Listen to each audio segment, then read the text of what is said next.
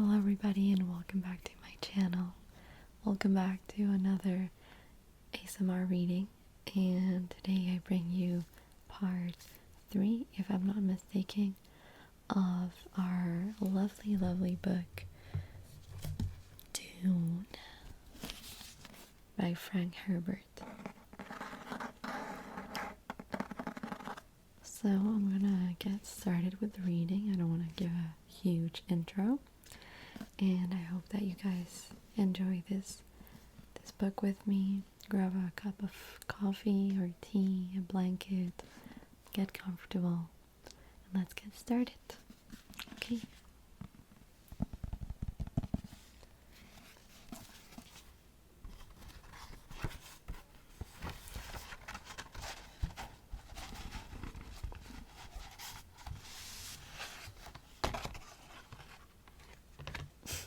Just trying not to make like really loud noises.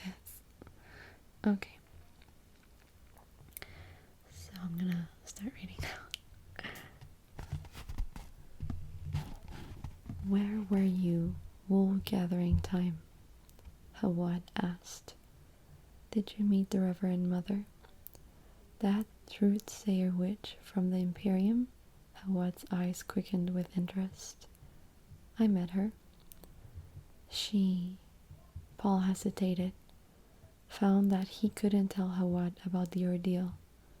The inhibitions went deep. Yes? What did she? Paul took 2 deep breaths. She said a thing.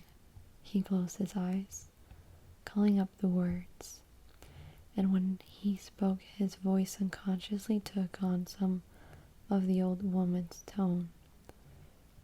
You, Paul Atreides, descendant of kings, son of a duke, you must learn to rule.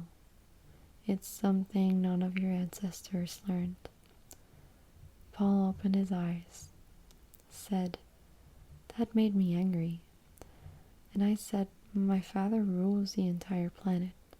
And she said, He's losing it. And I said, my father was getting a richer planet. And she said, he'll lose that one too. And I wanted to run and warn my father, but she said he'd already been warned. By you, by Mother, by many people. True enough, Hawad muttered. Then why are we going? Paul demanded. Because the Emperor ordered it, and because there's hope in spite of what that witchy spy said. What else spouted from this ancient fountain of wisdom?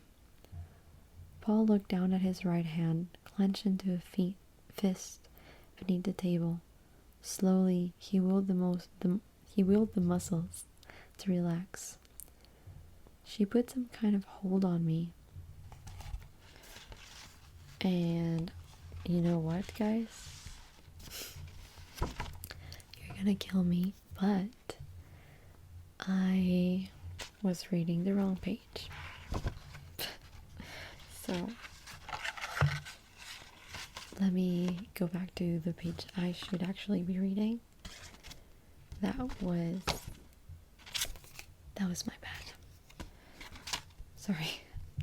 It's just my boyfriend is also reading the book, so I have 2 page holders, and so honest mistake. But let's start this reading again. I hope you don't mind that I won't edit this mistake out. I mean, it happens to the best of us. Okay.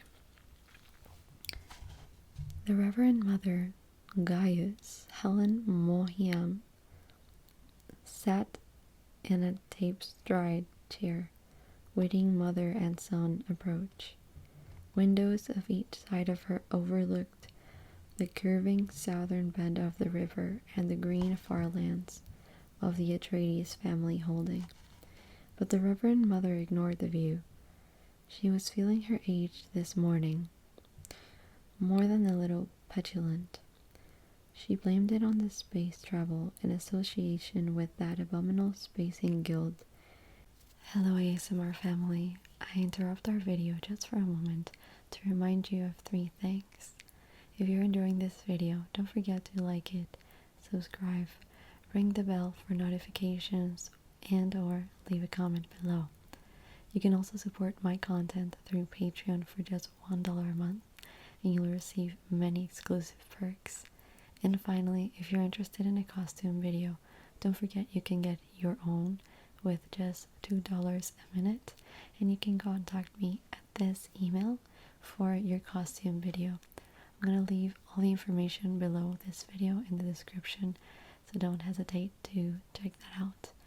Anyway, now I'll leave you to see the rest of this video and its secretive ways. But here was a mission that required personal attention from a Bene Gesserit with the sight. Even the Padishah, Emperor's truthsayer, couldn't evade that responsibility when the duty call came. Damn that Jessica, the Reverend Mother thought. If only she'd warned the girl as she was ordered to. Jessica stopped 3 paces from the chair, dropped a small curtsy, and a gentle flick of left hand along the line of her skirt. Paul gave the short bow his dancing master had taught, the one used when in doubt of another's station. The nuances of Paul's greeting were not lost on the Reverend Mother. She said, "He's a cautious one, Jessica." Jessica's hand went to Paul's shoulder, tightened there. For a heartbeat, fear pulsed through her palm. Then she had herself under control. "Thus he has been taught, your reverence." What does he fear? What does she fear? Paul wondered. The old woman studied Paul in one gestalten flicker. Face oval like Jessica's, but strong bones. Hair, the Duke's, black, but with thin, disdainful nose. Shape of directly staring green eyes, like the old Duke, the paternal grandfather who is dead. Now there was a man who appreciated the power of bravura, even in death, the Reverend Mother thought. Teaching is one thing, she said. The basic ingredient is another. We shall see. The old eye started a hard glance at Jessica. "Leave us. I enjoin you to practice a meditation of peace." Jessica took her hand from Paul's shoulder. "Your Reverence, Jessica, you know it must be done." Paul looked at his mother, puzzled. Jessica straightened. "Yes, of course." Paul looked back at the Reverend Mother. Politeness and his mother's obvious awe of this old woman argued caution. Yet he felt an angry apprehension at the fear he sensed radiating from his mother. "Paul," Jessica took a deep breath. "This test you're about to receive, it's important to me." "Test?" He looked up at Mother. "Remember that you're Duke's son," Jessica said. She whirled and strode from the room in a dry swishing of the skirt. The door closed solidly behind her. Paul faced the old woman, holding anger in check. Does one dismiss the Lady Jessica as though she were a serving wench?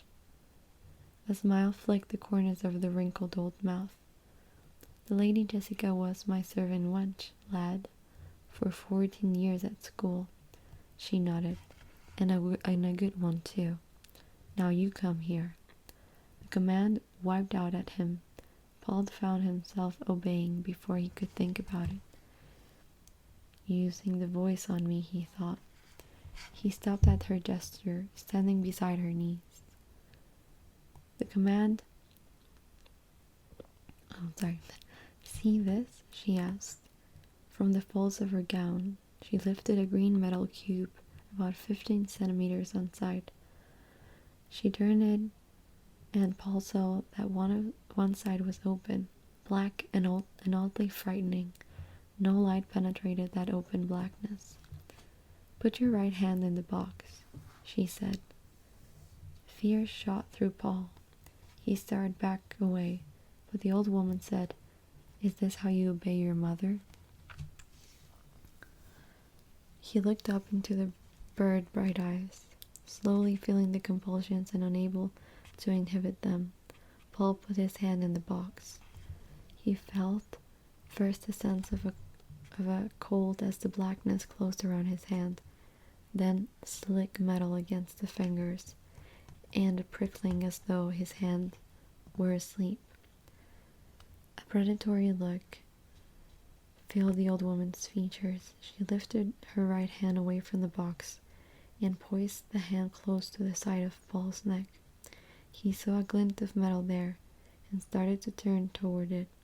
"Stop," she snapped, using the voice again. He swung his attention back to her face. "I hold at your neck the Gom Jabbar," she said. "Gom Jabbar, the high-handed enemy. It's a needle with a drop of poison in its tip." "Aha! Don't pull away or you'll feel that poison." Paul tried to swallow in a dry throat. He could not take his attention from the seamed old face, the glistening eyes, the pale gums around the silver metal teeth that flashed as she spoke. "A duke's son must know about poisons," she said. "It's the new way of our times, eh?" She must have been Canadian. "Musky, to be poisoned in your drink. Almas, to be poisoned in your food.